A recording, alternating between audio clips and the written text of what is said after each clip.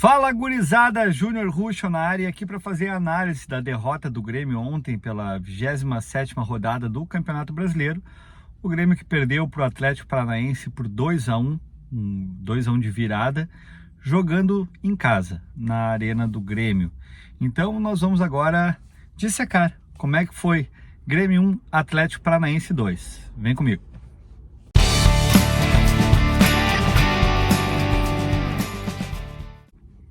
Bom, vamos lá. O Grêmio, já na sua escalação, já mostrava que a noite não seria interessante para nós gremistas.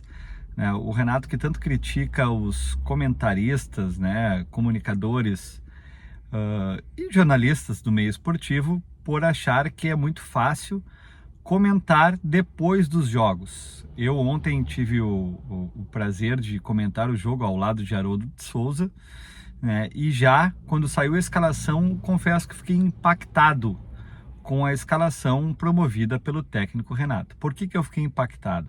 Porque ele fez uma escalação onde o Grêmio não tinha marcadores. O Grêmio não tinha nenhum jogador do meio para frente que tivesse a característica de marcação. E quando tu joga com um time que não tem nenhum marcador, tu imagina que é um time que vai ter a bola, que quando tiver a bola vai ter um bom controle dessa bola, mas quando for atacado, ele vai sofrer. Porque se tu não tiver um marcador, provavelmente tu vai sofrer nesse setor, no setor defensivo. E eu disse isso antes do jogo. Então, para que o Renato não brigue comigo, eu disse antes no jogo que o Grêmio teria muitos problemas no setor de meio de campo, porque tirando o Jeromel e Kahneman, tanto Fábio, Reinaldo, Natan, PP, Cristaldo, Bezosi, Iturbe e o Soares, eles não são marcadores, não têm essas características de marcação. Então o Grêmio atacado, o Grêmio sofreria. E foi o que aconteceu no jogo. O primeiro tempo do Grêmio foi assustador. Mesmo assim, o Grêmio sai no início do jogo fazendo um gol, muito mais até pelas individualidades. Cristaldo dá um passe para o Soares, que de primeiro encontra o Bezosi e acaba fazendo 1-0. A partir daí, o Atlético Paranaense ele toma conta do jogo e cria inúmeras chances de empatar o jogo. Inclusive tem um gol anulado ainda no primeiro tempo, E ao final acho que ao final do primeiro tempo, o Atlético Paranaense empata o jogo parecia um rachão, o gol do Atlético Paranaense. Ninguém marcou ninguém, eles vieram tabelando pelo meio, acabaram fazendo o gol de empate. Segundo tempo, quando se imaginou que o Renato pudesse colocar um jogador à frente da área ali, mais de marcação, o próprio Josué que entrou depois, ele prefere utilizar o Galdino e o Ferreira, tirando o Bezosi e o Iturbe, imaginando que assim ele pudesse ter um poder de recomposição maior com esses jogadores pelas alas ali, pelas extremas do campo. Melhora um pouco, mas não é o suficiente para o Grêmio tomar o gol da virada já nos acréscimos do segundo tempo. O Grêmio teve algumas chances, pois como eu disse também lá no início da transmissão, antes do jogo, o Grêmio, quando tiver a bola, vai ser perigoso, porque são jogadores que sabem o que fazer com a bola, sabem jogar. O Grêmio sem a bola vai sofrer, e foi o que aconteceu.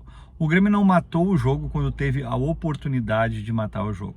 E aí, quando tu não tem essa oportunidade, tu não mata o jogo quando tem a oportunidade, tu tá muito próximo de sofrer o gol, principalmente por essa escalação inicial do Grêmio. Todo mundo sabe aqui que eu sou fã do Renato como um ídolo do Grêmio, tanto como jogador como treinador, só que quando fala que eu sou renatista, eu sou escolarista, eu sou cofista, eu sou fã de todos aqueles que nos deram e apresentaram resultados na sua história no Grêmio, mas a gente também não pode deixar passar algumas coisas. A escalação do Grêmio ontem, ela, vamos dizer assim, beira o amadorismo, porque tu olhar aquela escalação e o cara que entende um pouquinho de futebol, não precisa entender muito, tu não precisa ser treinador, a gente sabia que o Grêmio ia sofrer e que provavelmente o Grêmio iria perder o jogo, e foi o que aconteceu.